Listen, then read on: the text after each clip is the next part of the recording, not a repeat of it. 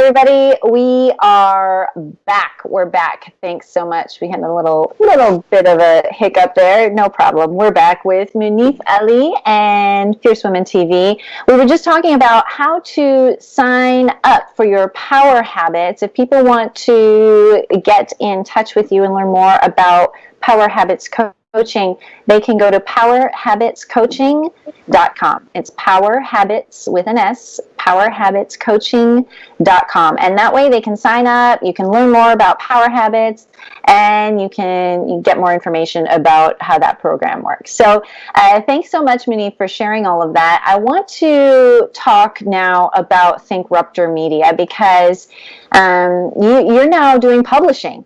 And when we first met, that is how we met. You were just releasing your first cover with this dynamo. Tell us a little bit about your media company, and then tell us about how you why you decided to choose a woman in technology, a minority, for your front cover, for your first cover. I thought that would be the ultimate expression of innovation in what's going on in tech. I think that women are vastly underrepresented in tech, and it's so funny to be in a position where, coming from a literate mother, I'm embracing it. I told her that this was what was going to happen, that I was going to put a beautiful young woman on the cover of a magazine expressing innovation. She was really happy about it. I wanted to show that ThinkRuptor, we invented the word. It's about logical disruption, basically. And what better way to say it or express it than to put a woman in the front to represent the changing face of technology. Yeah, no, I think that's great. It's really cool. You have 2 issues out now, right? Is that right? Yes, we got 2 issues out. 2 issues out right now, and people can find it. They can go download the app and subscribe to ThinkRuptor magazine. If you had to say, one skill that every entrepreneur should have to be successful, we already know, we've talked about this before, it's not passion. Passion will only get you so far. You can love something, but if it's not directed. If you had to say there was one single thing that every entrepreneur should have, a skill that they should all acquire to become successful, what would that be? It would be resilience and persistence, because failure will happen. I think that failure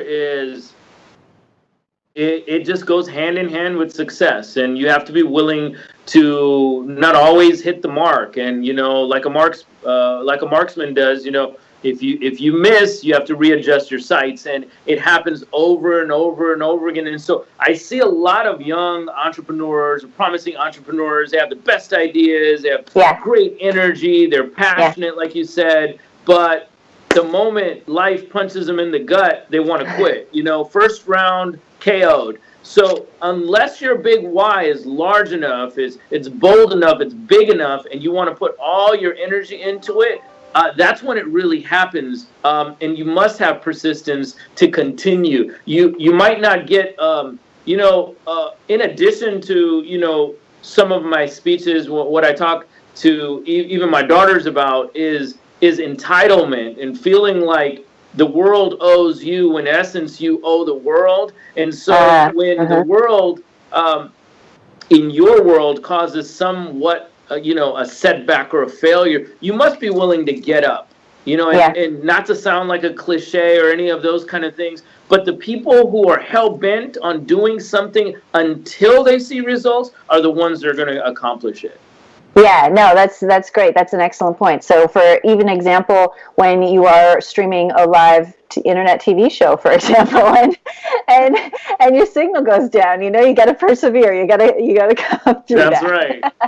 That's Switch right. devices, whatever we got to do. Now, in your businesses, in all of your businesses, you prioritize diverse viewpoints, and like I said before, your team is fierce.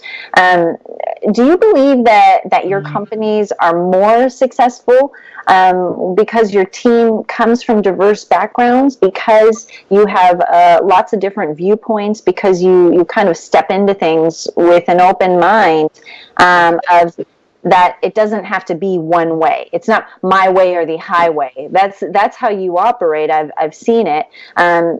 Is that a big part of your success? Is that diverse viewpoints on your team? I think the growth that occurred during my famine taught me that I have a very strong, bold personality. I'm not afraid to say what's on my mind. But I've learned in the business world to be palatable, to be able to get along. You have to be able to foster relationships and develop teams that are better than you.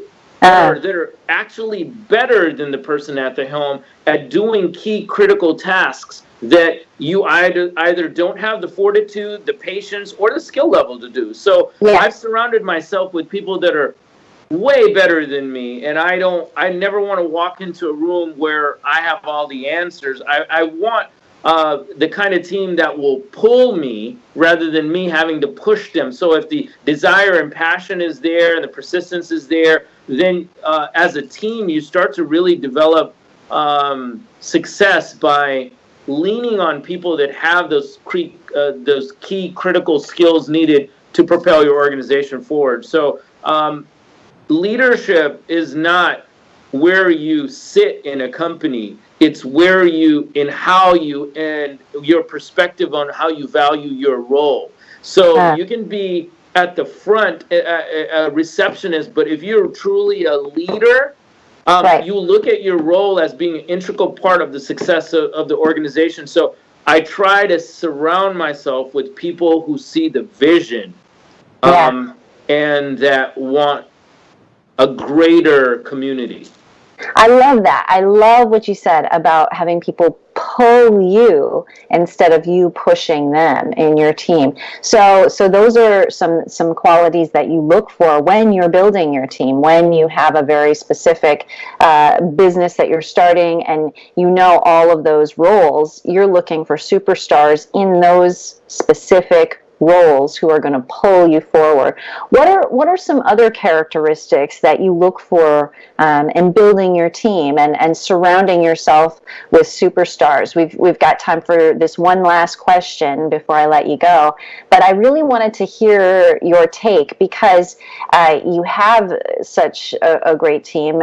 How was it that you found people? You said I went out right away and I knew that I needed a tech person and I wanted to have these characteristics.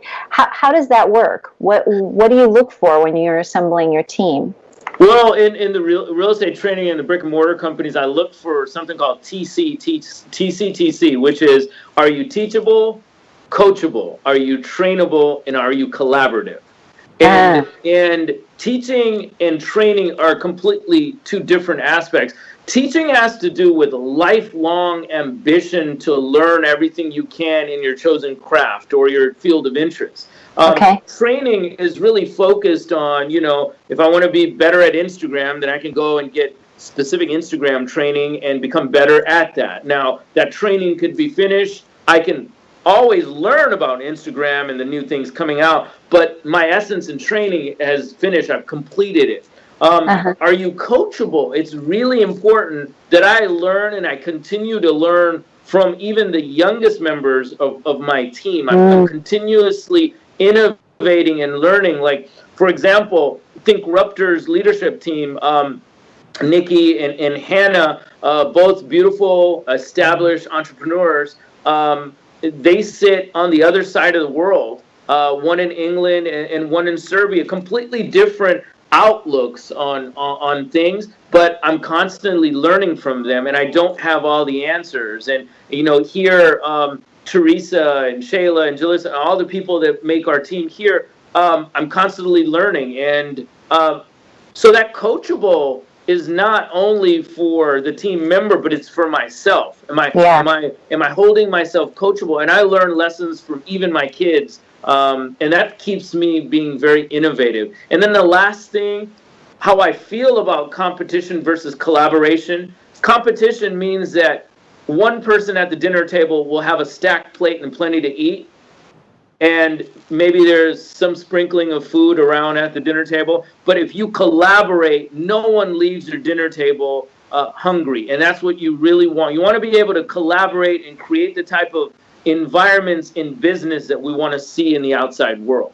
And I think that the days of the dictatorship type of leadership has seen its day. We accomplish so much more by being collaborative than we do competitive.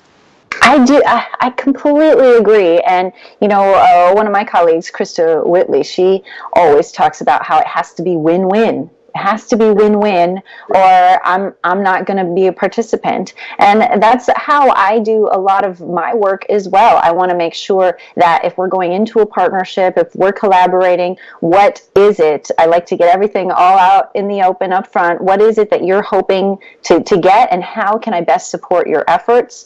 And I really appreciate it when people understand that about me as well, because we all grow together and we can get a lot more done in that way. I talk about this in mentorship as well, because at any given time I'm mentoring young women, young men in business, sometimes even for their personal lives. If they're making a transition through a career, that can sometimes be a little bit daunting if your personality and how you've always done things is challenged, and people sometimes need help transitioning through that. So even with the mentorship model, I feel like there's this old school mentorship model where the old crotchety mentor comes in and he says, you need to do this, and this, and you should buy this training program and do whatever I say. And then I have mentees who've come up and said, I only take advice from just my one mentor.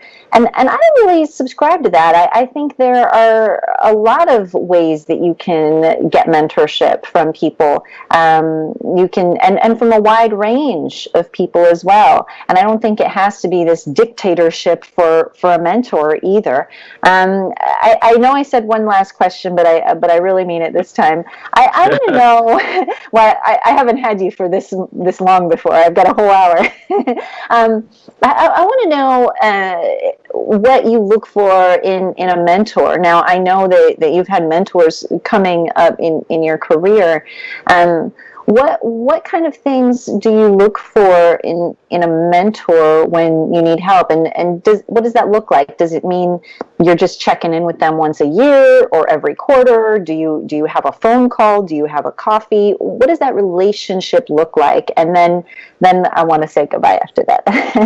All right. Next question. I wanted to touch just a little bit about Power Habits, if I can. Oh, yeah. In that mentoring environment, I wanted to make sure that the coaching, the training, and the mentorship that was coming out of Power Habits was 100% completely free. So for every single day, 5 to sometimes even 6 days a week, for an hour and a half, I gave my time, not because I had to, but because I wanted to.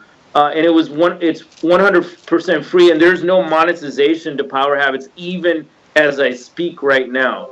I think it's essential when finding mentors, when finding accountability coaches, when finding someone to take you to the next level, that you find someone that is successful in the areas in which their craft is in. So if you're in tech, the person that you're getting mentorship doesn't have to be in tech, but they have to have some established habits and routines that have gotten them to some amount of success. They don't have to be wealthy, but they have to be accomplished. And there's a little bit of difference in that. But seeking out someone that's going to tell you the truth. Because, Christina, one of the worst things to do is you're paying a coach and they're not telling you the truth. You're paying for time for a mentor and they're not giving you sound,